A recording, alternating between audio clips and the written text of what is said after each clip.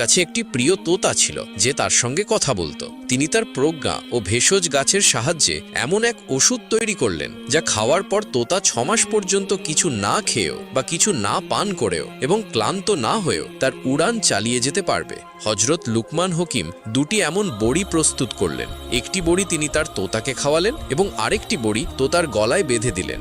এরপর তোতাকে উপদেশ দিলেন, 6 মাস পর্যন্ত তুমি যেন কোনো ক্লান্তি ছাড়াই, কোনো ক্ষুধা বা তৃষ্ণা ছাড়াই উঠতে পারো। এই বড়িটি তোমাকে সেই শক্তি দেবে। আর সাথে এই উপদেশও দিলেন, যদি কখনো তোমার ক্ষুধা, তৃষ্ণা বা ক্লান্তি অনুভূত হয় তাহলে সঙ্গে থাকা দ্বিতীয় বড়িটি খেয়ে সেখান থেকেই ফিরে আসবে আর সামনে এগোবে না। তোতা হযরত লুকমান হকিমের কাছ থেকে অনুমতি নিল এবং সমুদ্রের দিকে উড়ে গেল। তোতা টানা 6 মাস ধরে উড়ে চলল, কিন্তু এখনো সমুদ্রের অপর প্রান্ত খুঁজে পেল না। 6 মাসেরও বেশি সময় ধরে উড়ে যাওয়ার পর সে ক্ষুধা, তৃষ্ণা ও ক্লান্তি অনুভব করতে শুরু করল। কিন্তু যতদূর সে এসেছে ততদূর পর্যন্ত সমুদ্রের তীরে বা তার মধ্যে কোথাও একটি পাথর বা শিলা চোখে পড়ল না যেখানে বসে সে কিছুক্ষণ বিশ্রাম নিতে পারবে। কিছুটা আরও সামনে যাওয়ার পর অবশেষে সমুদ্রের মধ্যে একটি শিলা চোখে পড়ল। তোতা সেখানে গিয়ে বসে পড়ল, কিন্তু আসলে সেটি কোনো শিলা ছিল না, বরং একটি বিশাল মাছ ছিল। তবে তোতা তখনও বুঝতে পারেনি যে এটি শিলা নয়, মাছ। কিছুক্ষণ পরে মাছটি সামান্য নড়াচড়া করল।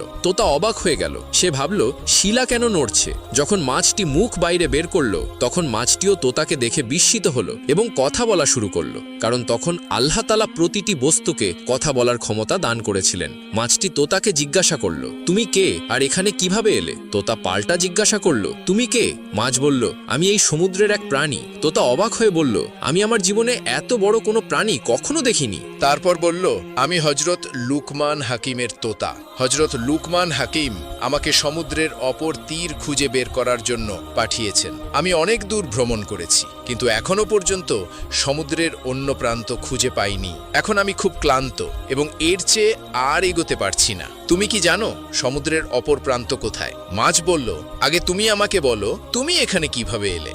এখানে তো কোনো পাহাড় নেই, কোনো জঙ্গল নেই, এমনকি কোনো গাছও নেই যেখানে বসে বিশ্রাম নিয়ে তুমি এখানে পৌঁছাতে পারতে। তখন তোতা পুরো ঘটনাটি হযরত লুকমান হাকিমের ব্যাপার সহ মাছকে জানালো। মাছ বলল, আমি জানি না সমুদ্রের অপর প্রান্ত কোথায়, তবে আমি তোমাকে তোমার আসার জায়গায় পৌঁছে দিতে পারি। কিন্তু আমি সমুদ্রের ভেতরে গেলে সেখানে আরো বিশাল বিশাল মাছ রয়েছে যারা আমাকে খেয়ে ফেলতে পারে। তোতা বলল, ঠিক আছে, তুমি আমাকে আমার আগের জায়গায় পৌঁছে দাও। মাছ বলল, আমার পিঠে উঠে বসো। তোতা তাই করল, মাছের পিঠে উঠে বসলো। চোখের পলকে মাছ তোতাকে সেই জায়গায় পৌঁছে দিল যেখান থেকে সে যাত্রা শুরু করেছিল। এ দেখে তোতা বলল, আমার এখানে পৌঁছাতে 6 মাস লেগেছে, আর তুমি আমাকে চোখের পলকে পৌঁছে দিলে। তোতা খুব অবাক হলো এবং ভাবতে লাগলো, এই মাছ নিজেই বলছে সমুদ্রের ভেতরে এর থেকেও বড় বড় মাছ রয়েছে। তোতা হযরত লুকমান হাকিমের কাছে ফিরে এসে পুরো ঘটনাটি বর্ণনা করল। হযরত লুকমান হাকিম আল্লাহর দরবারে সিজদায় পড়লেন এবং বললেন, হে আল্লাহ, নিশ্চয়ই তুমিই জানো সমুদ্রের অপর প্রান্ত কোথায়, এবং এ রহস্য আজও রহস্যই রয়ে গেল। একদা লুকমান হাকিমের ছেলে লুকমান হাকিমের কাছে সফরে যাওয়ার অনুমতি চাইল। তখন লুকমান হাকিম তাকে সফরে যাওয়ার জন্য অনুমতি দিলেন। ছেলে যখন সফরে যাত্রা করবেন ঠিক পূর্ব মুহূর্তে লুকমান হাকিম ছেলেকে কিছু নিদর্শনা দিয়ে বললেন, বৎস, তুমি পূর্ব দিকে কিছু দূর অগ্রসর হওয়ার পরে এক ময়দানের সম্মুখীন হবে। সেই ময়দানের পাশে একটি কূপ রয়েছে। কূপের পানি তুমি পান করবে না, আর কূপের পাশে একটি গাছ আছে। তুমি সেই গাছের ছায়াতলে বসবে না। আর একটু সম্মুখে অগ্রসর হলে দেখবে এক বৃদ্ধ একটি গাছের ছায়ায় বসে আছে। তুমি বৃদ্ধের কাছে তোমার পরিচয় দিবে। বৃদ্ধ তোমাকে আদর করবে। তারপর বৃদ্ধ তোমাকে যা বলবে তুমি তা হুবহু পালন করবে। এর মধ্যেই বাবা তোমার জন্য কল্যাণ নিহিত রয়েছে।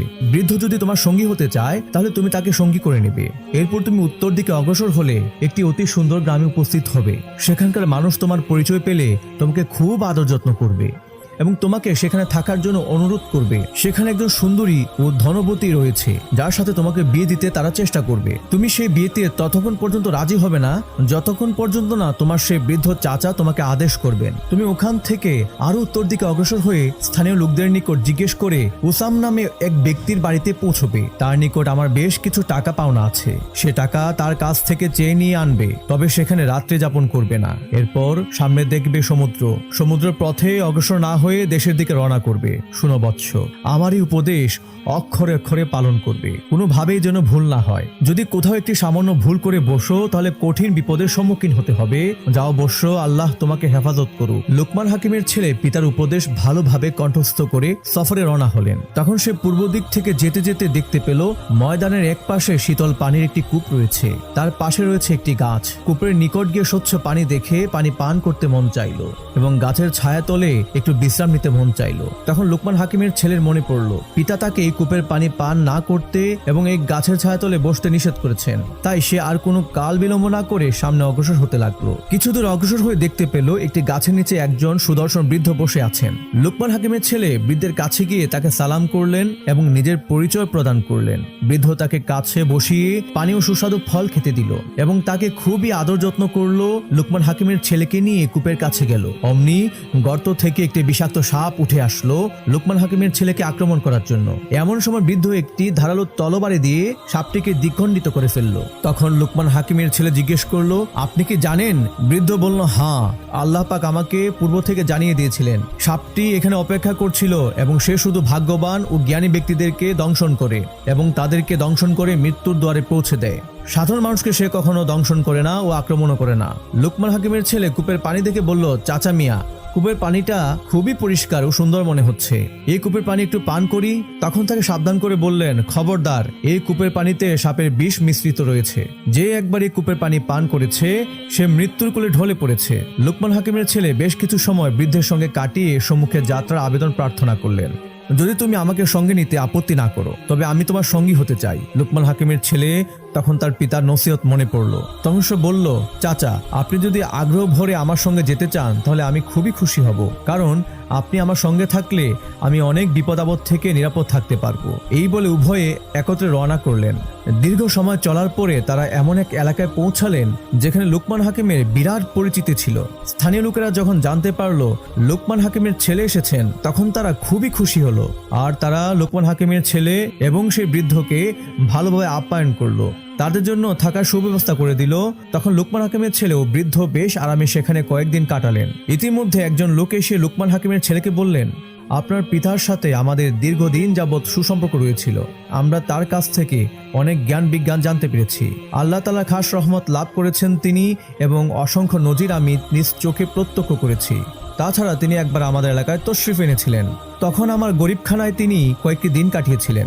সেই সময় তিনি আমাদের এলাকা ঘুরে দেখেছেন, বহু মানুষকে দিনের দাওয়াত দিয়েছেন এবং অসংখ্য মানুষের রোগের চিকিৎসা করেছেন। এতে অত্র এলাকায় বিপুল সংখ্যক মানুষ তার ভক্ত হয়ে আছে। তার সাথে আমার ব্যক্তিগত সম্পর্ক ছিল, তাই আমি আপনাকে আমার ভাই মনে করতে পারি। আমি সেই সূত্র ধরে আপনার নিকট এক বিবাহের প্রস্তাব রাখতে চাই। আমাদের এলাকায় এক অপরূপ সুন্দরী ধর্মপরায়ণ যুবতী আছে, যার রূপের ছটায় এতই প্রখর যে কোনো মানুষ একবার তার দিকে তাকালে দ্বিতীয়বার না তাকিয়ে উপায় থাকে না। দ্বিতীয়ত, যুবতী কন্যা তার পিতামাতার একমাত্র কন্যা, তার পিতামাতা বেঁচে নেই। এই যুবতী অসংখ্য সম্পত্তির অধিকারিণী, তার মেষ এবং ওটের সংখ্যা কয়েক হাজার, দালান কোঠা, জায়গা জমি, ধন সম্পদ একজন রাজার থেকে কোনো অংশে কম নয়।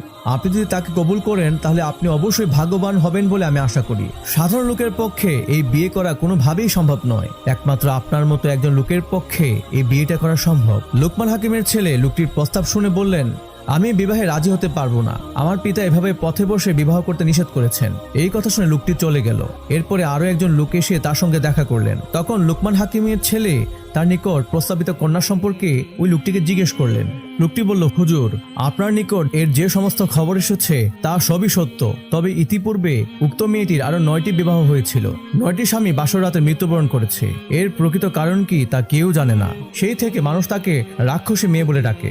দিনের বেলায় তার নিকট লোকজন আসা যাওয়া করে, কিন্তু রাত্রি হলে তার কাছে আর কেউ যেতে চায় না। ভীষণ দুঃখ এবং সর্বদা এসে কান্নাকাটি করে দিন কাটায় মেয়েটি। তার স্বামীদের মৃত্যুর কারণ সম্পর্কে জানতে চাইলে সে বলে, এ ব্যাপারে আমি কিছুই জানি না। আমার কোনো স্বামী আমার কাছে আসার সুযোগ পায় না। তারা আমার ঘরে ঢোকার পরপরই মাটিতে লটিয়ে পড়ে মৃত্যুবরণ করে। আমি এর কোনো কারণ জানি না। লোকমান হাকিমের ছেলে এই সমস্ত ঘটনা শুনে বৃদ্ধ লোকটির কাছে গিয়ে সবকিছু খুলে বললেন। বৃদ্ধ তখন বললেন, কোনো সমস্যা নেই, তুমি এই বিয়েতে রাজি হতে পারো। ইতিপূর্বে স্বামীরা যেভাবে মৃত্যুবরণ করেছে তোমাকে সেভাবে মৃত্যুবরণ করতে হবে না। আমি সব জেনেছি তোমার পিতার নিকট থেকে।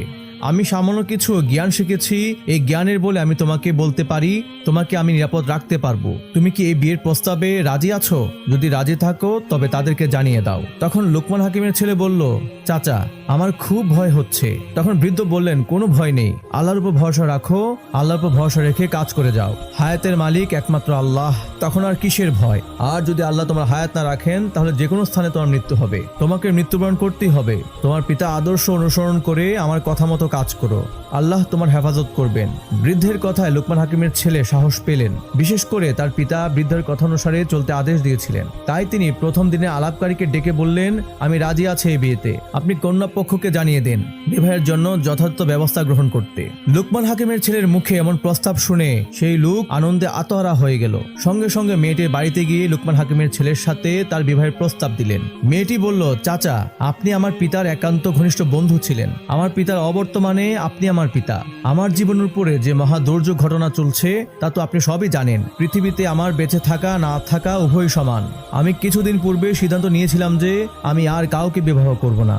এখন আপনি যখন বিশ্ববিখ্যাত বৈজ্ঞানিক হযরত লুকমান হাকিমের ছেলে